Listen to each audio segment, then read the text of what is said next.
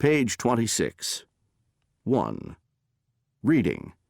Read for main ideas. Read the article to see if your class fits the model in the diagram.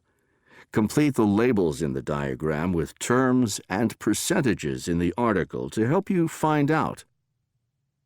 As technology changes, so do adoption life cycles. For decades now, conventional marketing wisdom about product adoption cycles has been based on a model first described in the 1950s. The adoption process model, also known as the diffusion of innovation, illustrates how consumers purchase new products and services. See Rogers, 2003. It categorizes consumers according to their behavior as early adopters at one end of the cycle and laggards at the other. Until recently, cutting-edge technologies were mainly used by a minority group of innovators, who accounted for approximately 2% of consumers. These were the enthusiasts that tried out every new gadget on the market. They were also the ones who found any bugs or problems in the products, gave honest feedback, and became loyal users. The next group of customers were the more cautious early adopters, who represented 13.5% of consumers. Then came the majority of mainstream consumers, who were described as early majority and late majority consumers, each group representing 34% of the total market. They viewed new technology with more caution. Typically, they waited until a new piece of technology was truly tried and tested, and until the price had been considerably reduced.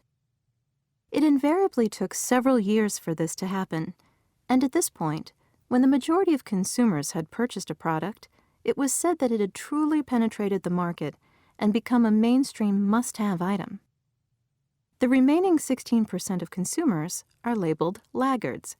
That is, those who are either very late adopters or who never buy high-tech products.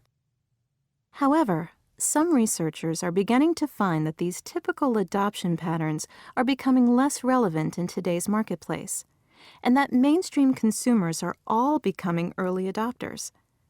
The length of time it takes for a new technology to enter the mainstream market is also shortening. When tablets hit the market in 2010, it was the fastest uptake of any device ever. It was faster than the spread of laptops, and faster than the penetration of smartphones. Over 15 million tablets were sold in the first 9 months after the initial release, a phenomenal rate by any standards. Furthermore, in the past, advanced technologies often appeared in the workplace and then migrated into the domestic setting as recreational products.